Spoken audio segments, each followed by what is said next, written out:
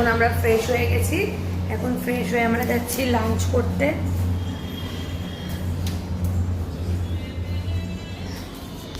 এই সামনে কোনো একটা হোটেল আমরা লাঞ্চ করে নেবো। আজকে ট্রেন আমাদের 1 ঘন্টা লেট ছিল, তো ট্রেনে তো লাঞ্চ দেয়নি, মানে ট্রেনে ব্রেকফাস্ট দিয়েছে শুধু। তো খিদেও পেয়ে গেছে খুব। আমাদের হোটেলের একদম সামনে ছিল রেস্টুরেন্ট পাঁচফোড়ন। পাঁচফোড়নের সত্যি খাবার দাবার কিন্তু খুবই ভালো।